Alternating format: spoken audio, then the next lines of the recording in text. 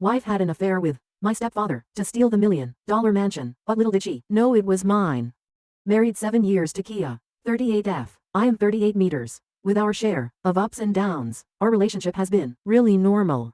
The downs largely resulted from my wife's belief I was overly close to my mother. She did call me a mama's boy. Since my mother passed away 2 years ago, I am not going to defend it now, as she is no longer living. I'm happy I, even beyond her means, given me the finest of everything. Until she met Andrew 10 years ago, my mother was a single parent to me. Andrew married my mother in early 50s, having recently gone through divorce. I'm not sure what Andrew's mother saw that caused her to wed him after 2 decades of single life. Andrew vanished from me when mom was still around. Twice a week I used to see her, but my interactions with Andrew limited themselves to polite salutations and a smile. Though I never showed mom, I simply couldn't accept him as a father figure and don't know why. She finding a friend in her last days of life made me glad. Andrew vanished from my life, and there was no doubt about his existence. Though he was still living at my mom's house, I never even visited him following her funeral. When I saw him seated with my wife, his arm encircling hers, I started to worry about him. That was not an elderly or friendly hug. Their body language bothered me, or more accurately, their chemistry. Our familial dynamics made it strange as well. Like I indicated, Chia was not near my stepdad, and I was never close to him either. For me then, seeing such ease between them was somewhat awkward. I was driving while they were seated in a roadside cafe.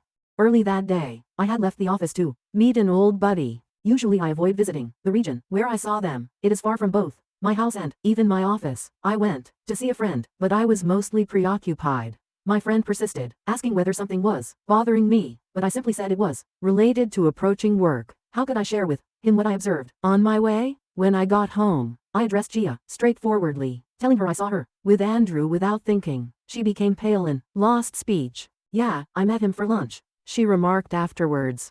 She claimed she bumped into him when I asked her why, all of a sudden, and then he offered to have lunch with her. She sensed from my staring at her that I had seen something I shouldn't have. She responded, "Your stepdad was quite offended over losing your mother."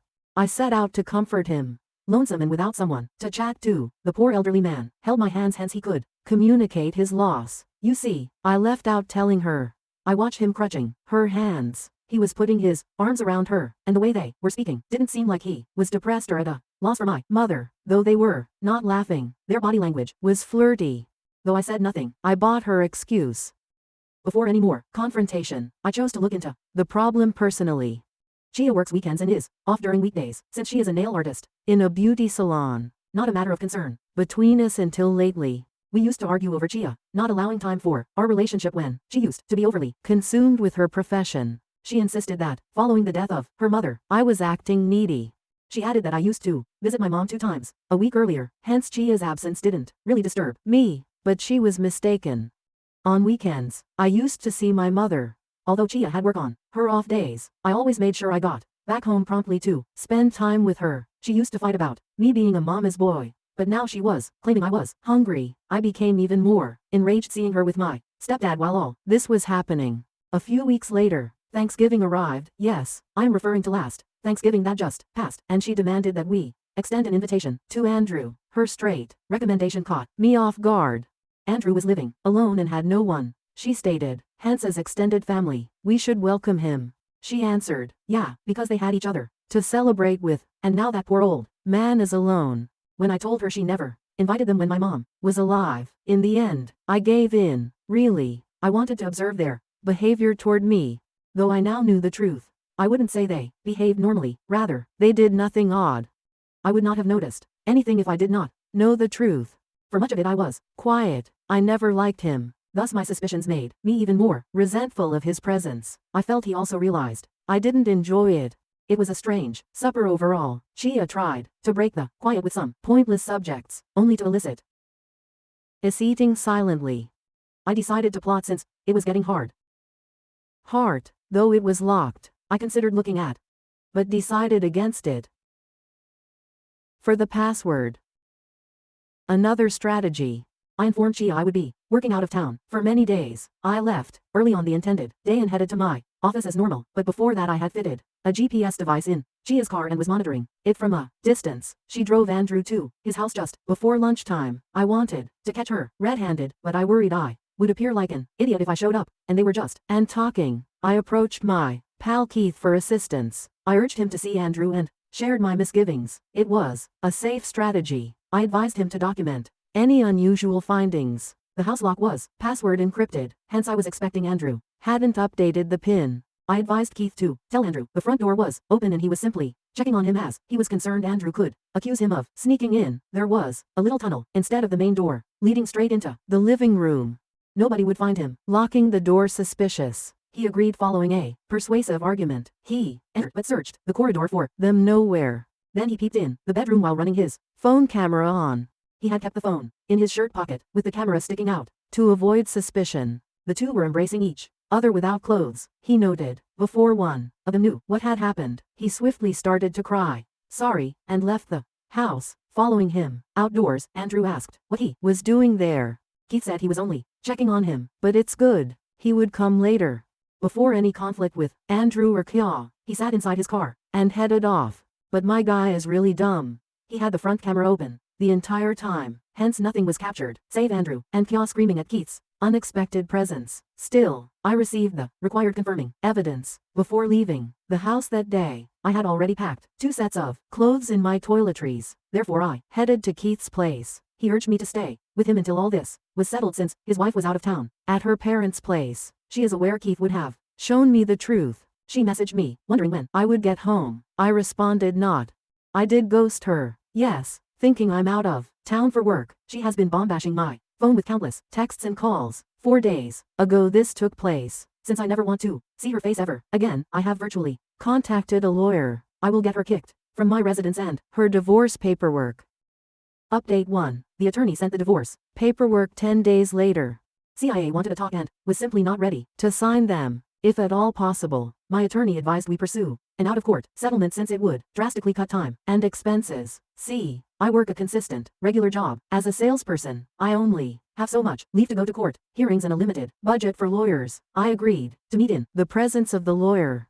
Kya persisted in a private talk with me though, even as I wanted for the appointment. I objected, but thus long as I didn't say or promise anything, she demanded. My attorney urged me to go for it. He set rigorous rules: no hugging, no touching, and no confessing. Her presence made me sick. I shoved her away as she tried to hug me. She claimed everything was a misinterpretation. Reading so many cheating stories on Reddit helped me to know exactly what all cheaters say. I answered, yeah, certainly. You were really attempting to assist an elderly poor man from his loneliness, right? She said it was merely snuggling and nothing else, but she acknowledged whatever Keith saw was accurate, and she wasn't trying to dispute anything. Of course, hugging naked is quite natural, but what she said next really made sense. She claimed she acted to protect our future. Really?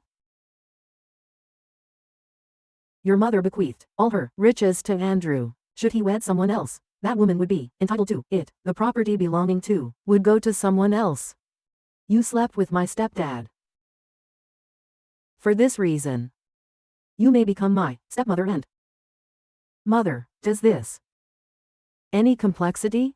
Herbs made me lightheaded, hence I hurried out of the conference hall. My attorney asked for specifics of the conversation when I returned. I gave him all I could, though he cracked up momentarily. He was actually curious about the inheritance my mother left. Mom had left behind a house her uncle had left behind, way beyond my means. It was a large mansion. Fascinatingly, Gia always kept her eye on that mansion. She even insisted on us moving into the mansion following our marriage. Though Gia wanted her mother to move out to my apartment while we were occupying her mansion, I was glad she wanted to live with her. I denied it. She lived here. Why should she leave? You're the only son of your mother, thus that house would come to you, Gia stated. Why not immediately move in there? This caused many of our arguments. I lied to her one day, telling her mom had willed that house to Andrew, and you see the cost I paid for my lie. Gia pursued my stepdad in order to own the house. Gia also lacked knowledge of one other bit of information. I neglected to name myself as the owner of the house when Mom passed away. Andrew wanted to live there till he felt so otherwise. Transferring it to my name would be like he were residing on my land, and I'm sure wouldn't like that. The name transfer is costly as well, so I let it be as I was short on money at the time. I'm also happy I didn't transfer it, since Gia would have been entitled to half of the house following our divorce. Alternatively, if such had been the case, she might not have slept with Andrew. Not known. Still, in any context, a cheater is always a cheater. Indeed, Gia was unaware that my mother had willed the house to me. She urged me to rethink the divorce. She claimed she could entice Andrew to offer her the house, and should I not divorce her, the mansion would be ours. Laughing at her suggestion, I answered, "No, thank you for the offer. Luck with your mansion." Smoking, she continued, "You're losing a lot with this divorce." Grinning, I answered, "I don't give a if asterisk. CK, I don't know whether she was truly that stupid, or was trying to spare herself from the humiliation. Nevertheless, it makes no difference, except for the savings in our joint account, which we divided. She understood I had no significant fortune. After the divorce was official, I felt rather relieved. Gia would never have split with me at any point if she had come clean about the mansion's ownership, and I cannot pass on that wretch my mom's inheritance. Gia buried her own grave by revealing her motivations for dating Andrew, and I was going to use that against her to send Andrew away from her life. During our divorce, I watched Andrew picking her up from court, helping her with all legal issues. I was just waiting for the divorce to pass in order to her reaction and break her bubble. Having done it, I'm going to destroy Kia. Next, update 2. I sent Andrew the specifics of Kia's confession once my divorce was official. "You know that your mom will give you the mansion, right?" he answered. "Yes, I have her will," I responded, "but Gia doesn't know. She's going to ask you to give her the mansion." Revealing the truth was not doing him any favors. All I wanted was to bust Kia's bubble. The underprivileged girl had been fantasizing of owning my mother's property. Andrew informed me Kia had lately been subtly questioning him about his will and who would get his legacy, but he never understood her intentions since he lacked any wealth to mention. I stopped the conversation at that, since I wanted no bro code with Andrew. I finally got a call from Chia. Usually I would not have responded, but this time I did, since I understood what it was about. From the other line, she was screaming, "Why did you not tell me your mother willed the house to you? You have asterisk king destroyed me instead. I was practically guarding your property by licking the ass of this old man." Her insults were coming from a place of hurt, hence I was merely laughing at them. I said, "Thanks so much. Good luck with your gold-digging approach." I hung up the call and blocked her. Then she contacted me once more from an unidentified number a few days later, perhaps from the phone of a friend or coworker. Andrew had split from her. She told me he discovered she was with him only for inheritance somehow, and he dumped her since the truth surfaced. He regarded her as avaricious. Andrew turned against her even though she maintained she was helping him deal with loneliness. Her truth had already come out, so I wonder why she was still trying to pass being a devout woman. I answered cynically, "Yes, you have slept with everyone selflessly, only for the sake of others. You hardly have any underlying intentions at all." She said she was dating Andrew for my benefit to get the mansion for me. Now she said she was merely trying to support Andrew through grief and loneliness. Indeed, she possessed a really clean soul. She persisted there as well. She made every effort to reach and attack me, sometimes begging, other times gaslighting me to get back together. My residence, my workplace, and even some frequent public venues I visited. Unbelievably, she even tried to corner me for a talk when she visited my gym, though I disregarded her, as though she were a stranger to me. It was a hell of a nightmare. Technically, she was a stranger since our divorce was done. Update 3. Though my history returned as soon as I moved the mansion's ownership. I felt this story was finished. God knows what her house obsession was about. Who wouldn't want $1 million residence to their name, really? I'm not sure though how long it would take her to come to terms with reality. 6 months into my divorce, I made the decision to change the name of the mansion. I hadn't done it before. As I indicated earlier, as I lacked the savings for the ownership change, I could save for the transfer in 4 to 5 months now that I was separated and my spending had dropped significantly. I told Andrew about it before I applied for the transfer. Once I learned about his affair with Kia, he was no longer residing in the house. I asked him not to leave, but he answered that he would remove his last items from the house, and he did. He assigned me house administrative duties including locking, system maintenance. The documentation did not arrive for a few months. I had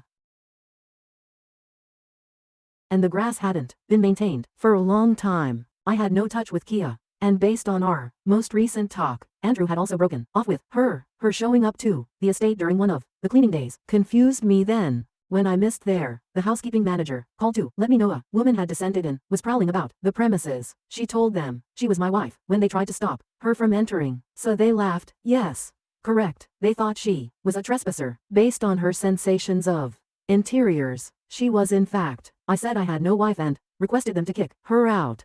They followed orders and then confirmed by phone that she had left the house. Not a prize for guessing if she showed up at my house. Yes, she did. Saying I had abandoned her when she did nothing wrong and that her motives were pure. She was screaming and wailing. I advised her to, instead of showing up at my place, get therapy and investigate a mental facility. I refused her demand for me to let her inside a chat. I shut the door squarely in her path. Update 4. On my mansion land, I have also placed a restraining order against Hia. She had not been violent, hence her odds of sneaking into that location or damaging it were limited, but yet I didn't trust her. I had to act in order to protect the rights of the new house occupants. I wished Hia not to cause needless disturbance for them. Until now, it has been seamless. I hope I will have to update this thread further. Hia's chapter should finish, so I may continue with my life.